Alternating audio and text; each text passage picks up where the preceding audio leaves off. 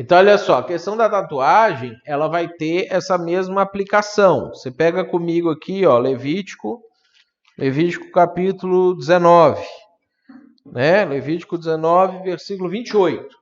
Por exemplo, aqui para a gente poder fazer a análise dessa situação. Aqui é o único texto na Bíblia que vai falar sobre alguma coisa relacionada com tatuagem. Fala assim, ó, Levítico 19, versículo 28. Pelos mortos não ferireis a vossa carne, nem fareis marca nenhuma sobre vós. Eu sou o Senhor. Então, naquela época, Deus tinha falado para o povo de Israel, dentro da cultura deles, o que eles estavam vivendo, que eles não deveriam fazer marca nenhuma sobre o corpo deles. Tá? Então, isso é a maneira como Deus queria que o povo de Israel vivesse dentro da cultura do ano 1500 a.C., porque as tatuagens, os símbolos, as marcas, etc., muitas vezes também identificavam as pessoas com outras religiões, com outros cultos, com outras formas de viver a vida. Quando o evangelho chegou para todos os outros povos, você vai encontrar vários outros tipos de cultura, inclusive, por exemplo, como a nossa cultura é hoje, em que a tatuagem ela é só um símbolo estético, ela não carrega consigo um símbolo de culto, uma ideia de culto, alguma coisa nesse sentido. Então, o que acontece? Eles vão discutir isso lá em Atos 15. Atos 15 é a norma, é a forma como a gente deve viver a nossa vida dentro dos gentios, e eles vão perguntar assim, bom, de tudo aquilo que a gente tem no Antigo Testamento, o que vai se aplicar para os povos que nós estamos encontrando e pregando o evangelho para eles? Aí eles definiram ali, ó, eles têm que parar de adorar os outros ídolos, eles têm que parar as práticas de relação sexual ilícita, e eles têm que parar de comer carne de animal sufocado e parar de comer sangue, né? O resto das coisas, não, ele pode virar cristão, ele pode se tornar cristão sem adotar as outras práticas que os judeus adotavam na época deles, que eles estavam vivendo.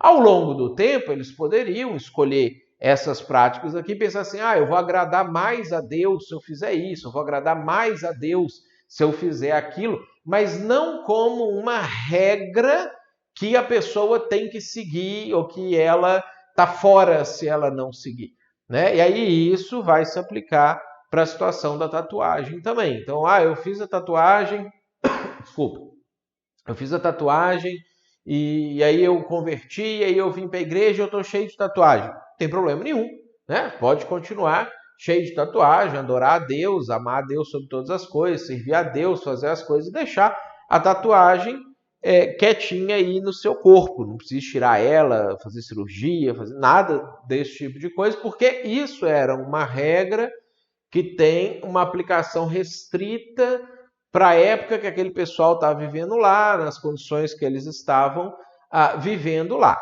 Em algumas situações, algumas igrejas, algumas comunidades que a gente vive hoje, a tatuagem ela é mal vista, né? Em alguns círculos, né? Embora hoje em dia isso está diminuindo bastante, você ainda tem assim preconceito para conseguir emprego se tem uma tatuagem em algum lugar, que são coisas da visão que a sociedade tinha antes, que a tatuagem era coisa de gente rebelde, né? Hoje tatuagem é quase normal fazer. Então, se você puder evitar, para você não afrontar as pessoas ou chocar as pessoas, porque o nosso objetivo não é chocar as pessoas, é trazer as pessoas para o evangelho. Você evita. Mas, eu vivo aqui dentro de um contexto com um grupo de pessoas que isso não tem nada a ver, isso não tem sentido nenhum, ninguém acha nada, isso não é pecado.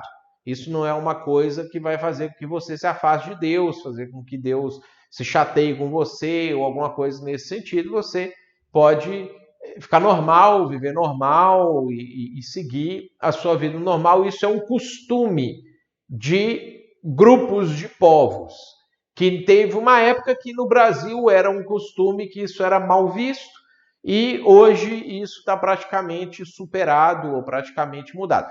Deus em si, para os nossos dias, ele não faz esse tipo de requisição, porque nós não somos não vivemos como judeus, nós não vivemos como os israelitas viviam, assim como se você pegar o versículo anterior, que fala aqui, ó, versículo 27, não cortareis o cabelo em redondo, nem danificareis as extremidades da barba.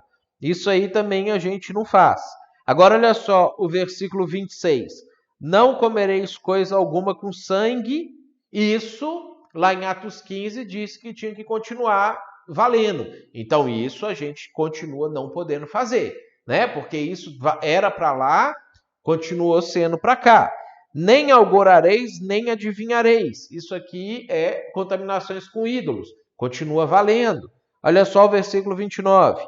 Não contaminarás a tua filha fazendo-a prostituir-se. Isso continua valendo, porque lá em Atos 15 fala que não pode ter relações sexuais ilícitas. Então, tudo o que ali em Atos 15 está aplicado, a gente tem que pegar esses textos do Antigo Testamento, eles continuam com aplicação universal, eles continuam valendo exatamente desse jeito para os nossos dias de hoje.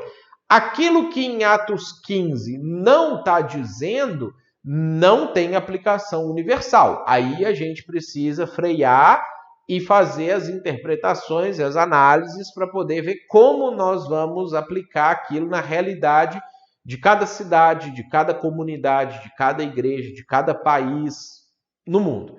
Porque a ideia de muitas dessas coisas aqui eu tenho uma missão, minha missão é alcançar as pessoas com o Evangelho de Jesus. Tem coisas que eu posso fazer que me atrapalharia a alcançar as pessoas, eu não devo fazer essas coisas. Não tem nada a ver na cultura que eu estou vivendo, eu estou tranquilo, eu estou livre para poder fazer aquilo ali. Porque tem aplicação restrita.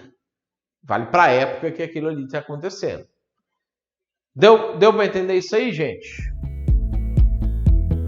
E se você gostou dessa resposta e quiser estudar com a gente, acessa aqui embaixo o link para você poder estudar junto com a gente, fazer o nosso seminário. Vai ser um prazer ter você junto com a gente.